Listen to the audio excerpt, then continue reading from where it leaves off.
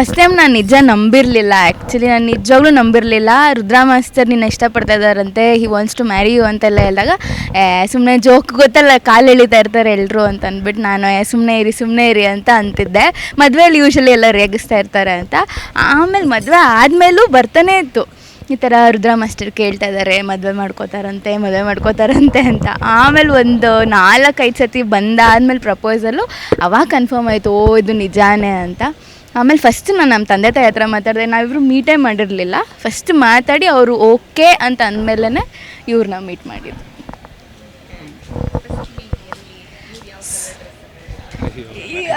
ಸ್ಟಾರ್ಬಕ್ಸಲ್ಲಿ meet ಮಾಡಿದ್ದು first time. ನಾನು full ನೀಟಾಗಿ ರೆಡಿ ಆಗಿಬಿಟ್ಟು ಹೋಗಿದ್ದೆ. ಇವರು ಯೆಲ್ಲೋ ಕಲರ್ ಟೀ ಶರ್ಟ್ ಹಾಕಿದ್ರು, ಬ್ಲೂ ಜೀನ್ಸ್ ಹಾಕಿ ವೈಟ್ ಸ್ಲಿಪ್ಪರ್ ಹಾಕಿದ್ರು. ನಾನು ಒಂದು ಕ್ರಿಕೆಟ್ ಮ್ಯಾಚಲ್ಲಿದ್ದೆ. ನಾನು ಹೇಗಿದ್ದೆ ಅಂದರೆ ನಾರ್ಮಲ್ ಪಿಂಕ್ ಕಲರ್ ಜೆರ್ಸಿ ಹಾಕ್ಕೊಂಡು, ಟ್ರ್ಯಾಕ್ ಪ್ಯಾಂಟ್ ಹಾಕ್ಕೊಂಡು, ತಲೆ ಕೂದಲು ಮುಖ ಎಲ್ಲ ಫುಲ್ ಬ್ಲ್ಯಾಕ್ ಆಗಿಬಿಟ್ಟಿದೆ. ನಮ್ಮ ಗುಂಡ ಇದ್ದ, ಇಲ್ಲ ಕಣೋ ಅಣ್ಣ ಅಕ್ಕ ಬಂದುಬಿಡ್ತಾರಂತೆ ಇಷ್ಟೊತ್ತಿಗೆ ಹಿಂಗೆ ಅಂತ ಅಂದ. ಸರಿ ನಾವು ಹೇಗಿರ್ತೀವಿ ಹಾಗೆ ಹೋಗೋಣ, ಅಣ್ಣ ಏನಣ್ಣ ಹಿಂಗೆ ಬರ್ತಿದ್ಯಾ, ಹೆಂಗಿದೆಯಾ ಗೊತ್ತಾ ಅಂತ ಹೇಳಿದೆ. ನೋಡಿದೆ ಮಿರರಲ್ಲಿ ಒಂದು ಸರಿ ನೋಡಿಕೊಂಡೆ, ಫುಲ್ ಮುಖ ಎಲ್ಲ ಬ್ಲ್ಯಾಕ್ ಆಗಿಬಿಟ್ಟಿತ್ತು. ಬಿಸಿಲಲ್ಲಿದ್ವಿ. ಸರಿ ಇದ್ದಂಗೆ ಇರೋಣ, ಅದಲ್ಲೇನಿದೆ, ಏನು ರೆಡಿಯಾಗಿ ಹೋಗೋದಲ್ಲ, ಏನು ಬೇಡ ಅಂತ ಇದ್ದಂಗೆ ಇರೋಣ ಅಂದ್ಬಿಟ್ಟು ಹಾಗೆ ಹೋದೆ. ಒಂದು ಸರಿ ಮೇಲಿಂದ ಕೆಳಗೆ ನೋಡಿದ್ರು, ಏನು ಹಿಂಗಿದ್ದಾರೆ ಇವರು ಅಂತ ನೋಡಿದ್ರು. ನಾನು ನಾರ್ಮಲಾಗಿ ಕೂತ್ಕೊಂಡೆ ಮಾತಾಡಿದೆ.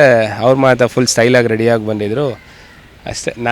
ನಾನು ಎಲ್ಲೋ ಹೋಗಬೇಕು ಅಂತ ರೆಡಿಯಾಗಿ ಪ್ಲ್ಯಾನ್ ಮಾಡೆಲ್ಲ ಹೋಗಲ್ಲ. ನಾನು ಹೇಗಿರ್ತೀನಿ ಹಾಗೆ ಹೋಗ್ತೀನಿ ಅಷ್ಟೇ. ನಾನು ಡಿ ಕೆ ಡಿಲೂ ಅಷ್ಟೇ.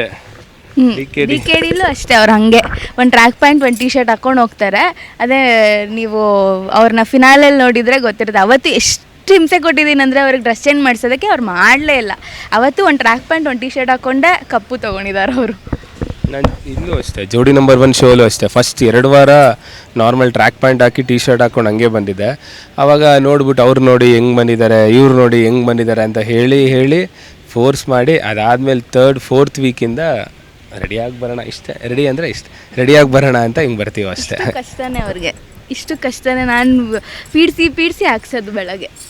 ಅಂದರೆ ಮಾಲಿಕಾ ಮ್ಯಾಮ್ ಬೈತಾರೆ, ಏನೋ ಹಿಂಗೆ ಬಂದಿದ್ಯಾ ಅಂತಾರೆ. ಅದಕ್ಕೋಸ್ಕರ ಅದು ರೆಡಿಯಾಗಿ ಹೋಗ್ತೀನಿ. ನಿರೀಕ್ಷೆ ಅಡುಗೆನೇ ಮಾಡಲ್ಲ, ಎಲ್ಲಿ ಇಷ್ಟ. ಇನ್ನೂ ಅಡುಗೆ ಕಲಿತಾ ಇದ್ದಾರೆ. ದೋಸೆ ಒಂದು ಸಗದಾಗ ಹಾಕ್ತಾರೆ ಅಷ್ಟೇ. ಅಡುಗೆ ಇವಾಗ ಕಲಿತಾ ಇದ್ದೀನಿ. ಅಂದರೆ ಯೂಟ್ಯೂಬ್ ನೋಡ್ಕೊಂಡು ಮಾಡಿಬಿಡ್ಬೋದು. ನಾನು ವರ್ಕಿಂಗ್ ಆಗಿರೋದ್ರಿಂದ, ಇವಾಗ ಜೋಡಿ ನಂಬರ್ 1 ಎಲ್ಲ ಆಗ್ತಿರೋದ್ರಿಂದ ಸ್ವಲ್ಪ ಟೈಮ್ ಇಲ್ಲ. ಇದೆಲ್ಲ ಮುಗಿದ್ಮೇಲೆ ಅವ್ರು ಕೂತ್ಕೊಂಡು ಒಂದು ಕಂಪ್ಲೀಟ್ ಮೀಲ್ ರೆಡಿ ಮಾಡಿಬಿಟ್ಟು ಅವ್ರಿಗೆ ಬಡಿಸ್ತೀನಿ. ಅದಕ್ಕೆ ನಾನು ಸಣ್ಣ ಆಗ್ತಾಯಿದ್ದೀನಿ, ತಿನ್ಬಿಟ್ಟು ದಪ್ಪ ಆಗೋಣ ಅಂತ ವೆಯ್ಟ್ ಮಾಡ್ತಾ ಇದ್ದೀನಿ.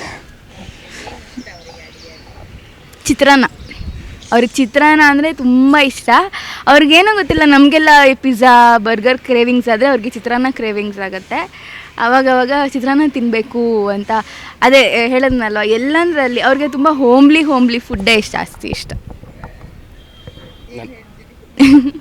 ಅಷ್ಟೇ. ನಾನು ಮನೇಲಿ ಅಂದರೆ ನಾನು ಹೊರಗಡೆ ಹೋಗಬೇಕಾದ್ರೆ ಮನೇಲೇ ಊಟ ಮಾಡಿಬಿಟ್ಟು ಹೊರಟ್ಬಿಡ್ತೀನಿ. ಅವ್ರಿಗೆ ವಿಂಗ್ಸ್ ಇಷ್ಟ, ಚಿಕನ್ ವಿಂಗ್ಸ್ ಇಷ್ಟ. ಅವ್ರಿಗೆ ತುಂಬ ಇಷ್ಟ. ಅವ್ರಿಗೆ ಅದು ಎಲ್ಲೇ ಹೋದ್ರು ಅದನ್ನೇ ಆರ್ಡ್ರ್ ಮಾಡ್ತಿರ್ತಾರೆ. ಚಿಕನ್ ವಿಂಗ್ಸ್ ಅಂದರೆ ತುಂಬ ಇಷ್ಟ ಅವ್ರಿಗೆ. ಅವ್ರದ್ದು ಆರೆಂಜು, ನಂದು ಕೇಳಿ ಅವ್ರಿಗೆ ಎಲ್ಲೋ. ಬರೀ ತಪ್ಪು, ಏನು ಗೊತ್ತಿಲ್ಲ ಅವರಿಗೆ. ಎಲ್ಲೋನ ನಂದು 3 ತಿಂಗಳಾಗಿದೆ ನನ್ನ ಮದುವೆಗೆ. ಅವ್ರದ್ದು ಆರೆಂಜು, ಎಲ್ಲೋ. ಈ ತಪ್ಪು ಗ್ರೀನು, ಬ್ಲೂ, ನೇವಿ ಬ್ಲೂ. ಇದನ್ನು ಕಟ್ ಮಾಡಿ ಬ್ಲೂ, ನೇವಿ ಬ್ಲೂ. ಹೇಳಿದ್ದೀನಮ್ಮ. ಆ ಥರ ಏನೂ ಇಲ್ಲ. ನಮ್ಮದು ಒಂದು ಲಿಸ್ಟ್ ಇದೆ, ಅದನ್ನೆಲ್ಲ. ಅದೇ ಇವ್ರಿಗೆ ಐಲ್ಯಾಂಡ್ಗೆ ಹೋಗಬೇಕು ಅಂತ ತುಂಬ ಇಷ್ಟ. ಅದು ಬೀಚ್ ಪ್ಲೇಸಸ್ ಇಷ್ಟ ನನಗೆ. ಸೊ ಎನಿ ಬೀಚ್ ಪ್ಲೇಸ್ ಹೋಗ್ತೀನಿ. ಅಂದರೆ ನಮಗೆ ಜೋಡಿ ನಂಬರ್ 1 ಆಗಿದ ತಕ್ಷಣ ಹೊರಡ್ತೀವಿ, ಹೋಗಬೇಕು.